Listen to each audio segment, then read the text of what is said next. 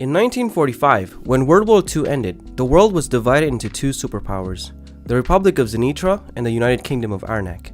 They started a competition in the form of a space race to be the first to send a human crewed mission into space and to the moon. The Republic of Zirnitra gains the upper hand by being the first to send a satellite into orbit and one with a living being on board.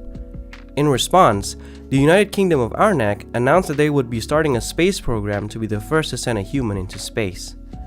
For this reason, in 1960, the Prime Minister of the Republic of Zirnitra announced a project to send the first successful spaceflight crewed by a human. As a result, Laika 44, an isolated city where cosmonaut candidates compete to be the members of the first mission, was born.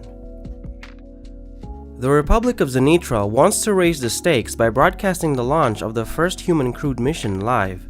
This clarifies to those in charge of the program that any minor failure is unacceptable. For this reason, they begin to increase the level of training for aspiring crew members. To ensure everything goes smoothly, the program managers decide to create a mission that includes a test liftoff. So, they need to train a test subject to launch before the actual trip. Lev Leps was one of the aspiring cosmonauts for the first crewed mission on Laika 44. His enthusiasm and dedication quickly placed him as one of the best in his group, achieving exceptional results in every test. However, after a display of temper, he lost his chance and was relegated.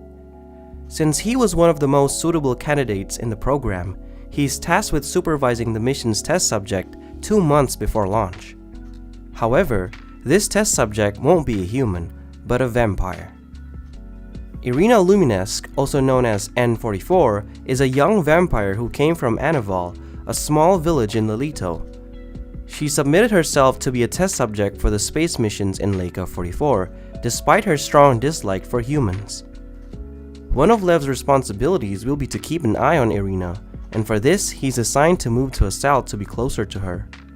From the beginning, it is made clear to him that the test subjects should not be seen as anything more than simple objects, something that never quite fit with him. Anya, a doctor specializing in the subject of vampires, is also seen integrated into his mission. Lev, along with Anya, is in charge of helping and supervising Irina in her training, both physical and psychological. From the beginning, Anya explains some fundamental aspects of vampire life and explains some of the superhuman abilities they have. She also refuted some of the myths about the species, like them turning into ashes with sunlight or the blood diet. When all the mission details are elucidated, Lev decides to introduce Irina to all his colleagues from the Cosmonaut program. Due to Irina's vampire nature, the other people on the program discriminate and make fun of her. She makes the mutual dislike clear right away, but keeps her professionalism in order to stay out of trouble. Irina's distrust of humans is because of all the other aspiring cosmonauts treat her like a phenomenon, and she's nothing more than an object for the program. Inequality towards the vampire race has been present throughout her life, making her shy away from contact with humans. As they grow closer, Lev and Irina talk and share stories with each other. Both express particular displeasure regarding the deception of the Republic of Zirnitra. The government said that the first trip with a living being lasted a week orbiting the planet, when the animal only lasted a few hours alive, dying from temperatures. This is why test subjects are treated only as objects, hence why people try to avoid mingling with them. Days before the training starts, Irina and Lev's relationship is entirely one-sided. Irina is still wary of socializing with humans. However, Lev is one of the few members who treat her with respect and sees her as an equal.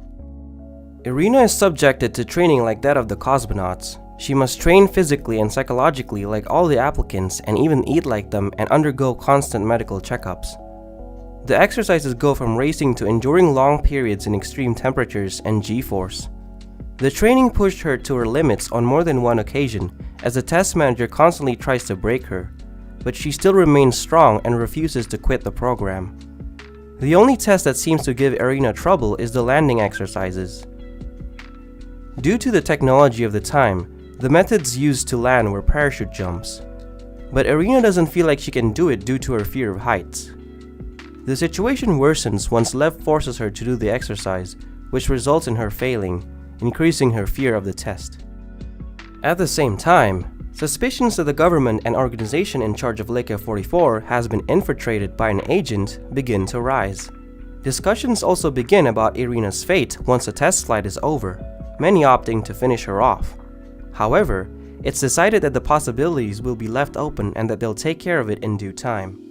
Over time, Lev is constantly teased by his peers, thanks to his close relationship with Irina. Also, many of them mention that Lev isn't even a candidate and that thanks to his past incident, he was demoted despite being one of the most promising cosmonauts on the team.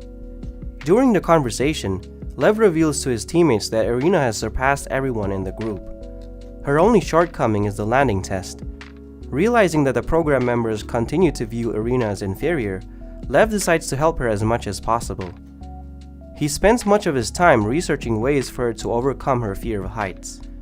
After research and practice, Lev has a plan to take Irina on a plane ride so that Irina becomes familiar with the feeling of flying and loses her fear of heights. At first, Irina's fear was still powerfully present, but little by little, she gets used to it, and soon Irina starts to enjoy the freedom of flying. This practice means a lot for Irina's progress. She's become the best candidate among the whole group of aspiring cosmonauts. When the testers realize this, they begin to finalize plans for Irina's spaceflight. Unfortunately, another aspiring cosmonaut, Rosa, begins to disparage Irina since she would be the first in space but not a human. Rosa also tells Lev that he should not get attached to Irina since she's just an object that will be discarded once her mission is complete. As Irina's final day of training draws near, she's informed that she'll undergo an isolation test. They'll lock her for days with high oxygen levels and reduced air pressure to simulate space conditions. Lev, who has already experienced the chamber, knows how stressful and demanding it is. To relax, he suggests that she take a day off to distract herself as much as possible before entering the isolation chamber. Irina agrees, and they both go to a bar together, where they begin to grow closer. He also tells her about his love of flying and his aspiration to go to space. Irina asks Lev why he isn't considered a cosmonaut candidate. Lev answers that it was because he assaulted a superior officer who was abusing his power. Irina, in return, tells him that she voluntarily enrolled in the space program. She wants to go to the moon before humans contaminate it, since they say her kind come from there, and she wants to return a small piece of moon rock that she wears as a necklace. While in the isolation test, Irina begins to remember pieces of her past and life before the war.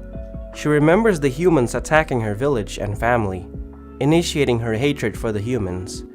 During this time, Lev is reintegrated into the cosmonaut program thanks to the departure of one of them. However, several problems are beginning to surface, starting with rocket insecurity. There was a fatal accident with one of the test rockets. Another of the team's main concerns is Irina's chances of survival in space, which appear to be very low. When the isolation test is finally over, Lev and Irina continue their parachute landing training, leading to multiple romantic approaches. One night, when practicing the landings, they witness a failed test and get closer to investigate. They realize that it's a capsule prototype that Irina must use. Seeing the accident with the dead test subject awakens her great sense of insecurity, reminding her that she has been treated like those test subjects her whole life. She again feels like she's a disposable object for the organization. It also turns out that the explosion was planned since the capsule wasn't ready yet and had problems landing. To avoid any evidence, they ended up detonating it. This is the final plan for Irina too, as they don't want proof that they used a vampire as a test subject. This encounter with the detonated capsule, mixed with the constant nightmares that she begins to have in which she's a victim of a similar accident, makes Irina lower her training performance considerably. The overexertion causes Irina to be taken to the infirmary. Still, being a vampire, conventional human medicine doesn't work on her. So, the program manager tries to delay the mission but to no avail, leaving everything planned for the original date to be kept as is. This makes everyone worry since she can't survive the trip in her current state.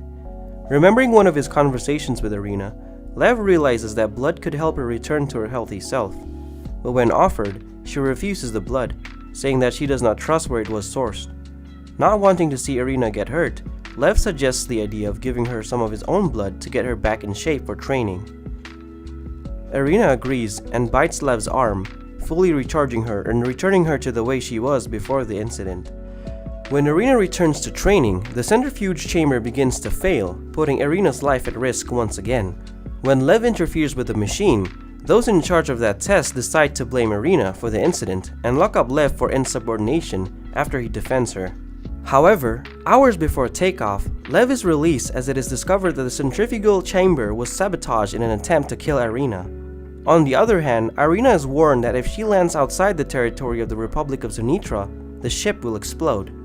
When the rocket finally takes off, everything seems to be going well. Then, however, Irina's temperature and pulse begin to fail, and communication with the ship goes off. When the rocket is in orbit, Irina is still unresponsive, and everyone at the base writes off the mission. But a few moments before starting the descent, Irina manages to recover communication, and tells them that the mission was a total success and begins her descent.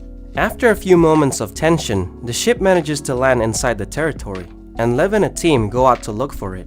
When they find the capsule, the seed is ejected, and Lev, in fear, starts looking for Irina during a snowstorm. The mission is terminated when he finally finds her, ending in total success. During the celebration of the mission's success, Lev is informed that he's officially in the Cosmonaut program again and that he'll no longer have to be Irina's mentor. After the holidays, Lev begins to take the tests to be one of the 3 cosmonauts for the mission.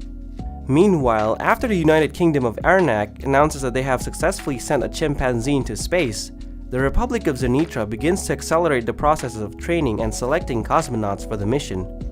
Those chosen for the task are Mikhail, Rosa, and Lev. Thanks to their experience with Irina, new security measures are implemented, and the difficulty of the exercises are increased. During one of the training sessions, Rosa almost lost her life due to a landing accident, being saved at the last second by Lev. After the incident, Rosa apologizes for how she treated him and Irina, admitting her mistake. In a reunion of Lev and Irina, she tells him that she'll be transferred with Anya to continue investigating her race. To celebrate one of their last moments, they go out on a date and strengthen their romantic bond, offering Irina his blood again. Unfortunately, the transfer bus interrupts them and Irina lives with Anya. As they near completion of training, only Lev and Mikhail remain cosmonaut candidates. Lev is chosen over Mikhail, leaving the latter upset and questioning the decision. Still, it's official and cannot be changed. Before entering the ship, Lev is revealed the truth of Irina's transfer and that she lied to him so as to not worry him. Nevertheless, he continues with his mission with the idea of doing justice for Irina. At launch time, all goes well with the improvements after previous incidents. Lev can describe what he sees in space to everyone on Earth, using Irina's exact words, giving that little piece of credit to her mission. When he returns to Earth, the people of the Republic of Zirnitra celebrate and greet him as a national hero. When Lev finds himself giving a speech at a public ceremony, he decides to tell the truth about everything. So he publicly said that he wasn't the first to go to space, but Irina. The government couldn't stop him since he was a world-renowned person now. Lev calls Irina to the stage, and she goes up proudly. When Lev gives her the microphone, the public begins to boo her for her vampire nature. But Irina remains strong and proud of her achievements. Lev and Irina's actions inspire many to open opportunities for everyone, regardless of their origin.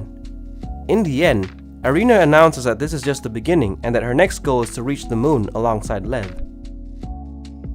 And that is Suki to Laika to Nosferatu, Season 1, recapped. If you enjoyed this recap, remember to click that sub, hit the like button, and comment down below to let me know what you think of the series.